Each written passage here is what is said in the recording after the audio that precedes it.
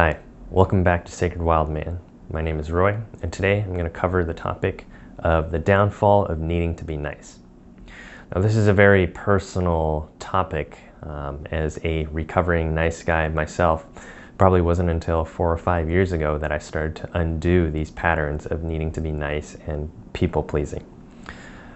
Just for some general background, the majority of my life was spent people-pleasing primarily with women in romantic pursuits, always bending over backwards, doing whatever I could to get her to like me, to accept me, so that we could be in a relationship, and that any wounds from the past, any hurts that I had, could all be projected onto her, so that she would be the one to save me.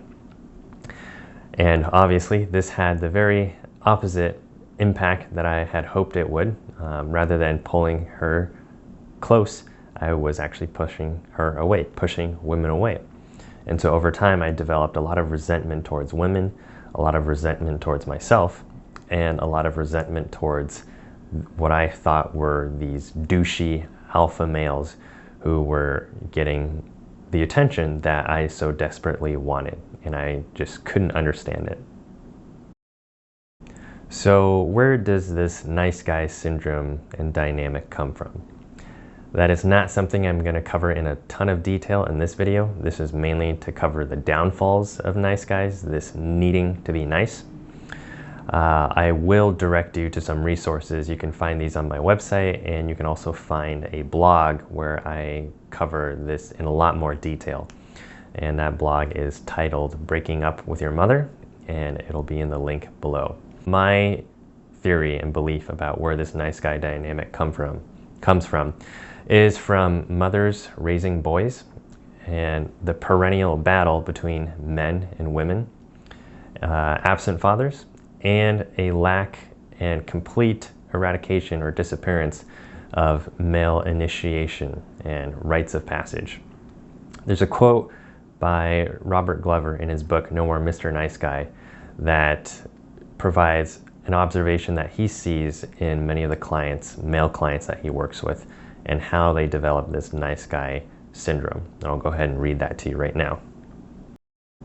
After spending years examining the nice guy syndrome from every possible angle, there's only one answer to this question that makes sense.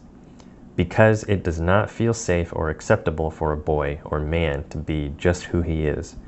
Becoming a nice guy is a way of coping with situations where it does not feel safe or acceptable for a boy or man to be just who he is. Furthermore, the only thing that would make a child or an adult sacrifice oneself by trying to become something different is a belief that being just who he is must be a bad and/or dangerous thing. So what are some of the downfalls of the nice guy syndrome and needing to be nice? One is that nice guys put their needs last all the time because they have an intense fear of asking for what they want. There's a belief that the other person will completely reject this idea of them getting their needs met first, or at all. Another downfall is that nice guys have low capacity to tolerate conflict. The moment there's conflict in the room, they quickly balk and they will submit to the other person. So for me, this was, all right, if the girl that I like doesn't enjoy this idea or doesn't like this thing that I like, I will completely change 180 degrees in order to agree with her, to be in sync, thinking that if I agree, then she approves. Another downfall is that nice guys have intense self-loathing. Initially, they might project this out as resentment towards the other. So this girl is messed up, or this dude is just an asshole. But really, they're just projecting out how much they hate themselves. There's an intense degree of self-loathing. And as somebody who is a recovering nice guy, I'm going to be honest with you, that self-loathing took a long time to come to terms with, to be honest with myself. That it wasn't anybody else's problem, that it was me, that I was the one who was hating myself so much. And lastly, not so much a downfall, but I guess I would call it a shadow, something that's deeply repressed, is that nice guys actually aren't that nice. Again, speaking as a recovering nice guy myself, nice guys are not that nice. It is a facade and a coping mechanism in order to get what they want. So the nice guy has this dynamic of giving in order to get. Is that if I can give myself, right, lay myself as a carpet for others to walk over me, I then have leverage to ask for something that I want from them. And if they don't give it to me, I am entitled to hate them and to hate anybody else. And that's a dark shadow that many nice guys are unwilling or terrified of coming to terms with. Now, one thing that I do want to say about that shadow aspect of the nice guy syndrome is that it's not just concocted in order to be self-serving. That giving in order to get from the other person is actually the very contract that they grew up with some point in their life, whether it was with their mother, with their father, with both parents, school system, wherever it was. The nice guy is essentially doing the only thing that he knows how, which was that if I do not give this person what they want, abide by their rules, I will be abandoned. I will be abandoned by my mother, I will be abandoned by my father, I will be abandoned by my friends, whoever it is. And so it is terrifying for the nice guy to actually ask for what he wants. And so this facade of, if I give you everything that you ask for, then hopefully I will have leverage to ask for what I need. And that is a very dynamic that they grew up in, and they are repeating the only thing that they know how to. Now this becomes a sticky situation in romantic pursuits because women can smell this from a mile away. And that was something I never understood until I stared myself in the mirror and realized this is what I'm doing. And it's actually not that nice at all. It's a little bit twisted. So doing a lot of work to change that. Now there are many consequences if the shadow aspect of the nice guy is not integrated and healed. Carl Jung states that whatever is rejected from the self appears in the world as an event. And a perfect illustration of this is the man Gary Ridgeway, otherwise known as the Green River Killer. You might have heard of him and his crimes of raping and killing many women before pleading guilty. Now it's easy for people, for myself, for many nice guys to look at Gary Ridgeway and say, he's the crazy one, you know, he's the mad serial killer. I would never do anything like that. But what I want all nice guys to think about is that we are projecting something that we can't accept of ourselves onto Gary Ridgeway. Shakespeare said that the whole world is a stage. The way I view it is that the whole world is a stage and everybody is projecting their own bullshit out onto other people. This is why we love movies. This is why we love books, video games, fantasies, anything where we can proxy live some aspect of our life that we feel is unacceptable in a different fantasy realm. So we let actors, we let video games, we let fantasy characters play out the very things that we're afraid of confronting in ourselves. Now the path of healing and integration means that we must dive into that ourselves, that nobody else is the actor anymore, that we are the main person in this drama now. We are the one on center stage. Because in every nice guy is the capacity to be a serial killer, to be a dictator, or be a brutal CEO who treats his employees terribly. One brief aside that I will talk about, but would be better devoted to another video or blog, is how in interviews that I was looking up with Gary Ridgeway, he talks with a ton of focus about his mother. He talks about how he hated her belittling him, how he always felt micromanaged and never good enough, and how he was also sexually attracted to her because she would frequently sunbathe nude out in their backyard. And he talks zero about his father. And I couldn't help but wonder, where the hell was your father? Where was he? He essentially left you alone to deal with your own mother. And perhaps all the frustrations that she had with men and with her own husband was projected onto the only other male figure who was consistently around, which was her son, Gary. Now, why is Carl Jung's quote so apt? Is because Gary Ridgeway, in what he acted out with his victims, was the very event that appeared in the world. He himself said in an interview that he hated his mother, that he wanted to kill her, that he wanted to get her to stop belittling him and making him feel so small. And at the same time, he was sexually attracted to her and wanted to have sex with her, wanted her to show him how to have good sex. Wow. Just take a look at how that manifested out in the world as an event, with all his victims, raping them and then killing them. Seems like he was acting out a drama with his mom, but with other women, never being able to confront that fully within himself, so he did it with other women. These are the consequences of not addressing the shadow aspects of the nice guy, of not healing and coming to terms with the deep pain that is behind those shadows. Once those shadows are healed, then there is a capacity for integration and true wholeness and healing. Now, if you're somebody, a nice guy, who is relating to what I'm talking about, you might be asking, well, what the hell do I do? I mentioned that a little bit more in my blog of steps that you can take. But what I'll mention in this video is that, one, the first thing that you have to do is come to terms with your self-loathing. It is no longer about anybody else anymore. Yes, it is the case that perhaps your mother or your father contributed to some of this, that they created the environment for you to grow up and act and behave in these ways. But you're grown now. They are not there to parent you or save you anymore. It is up to you to change things. And I know some people might be asking, why me? Why the hell did this happen to me? And I've been there myself, asking, why did this have to happen?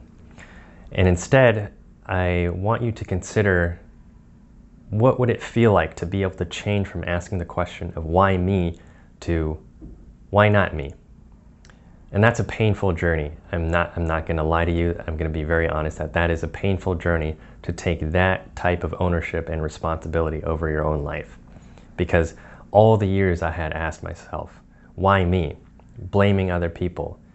It took so much effort, blood, sweat, and tears to get to the point of saying, why not me? Because one thing that I'm acknowledging now is that I would not be doing this work.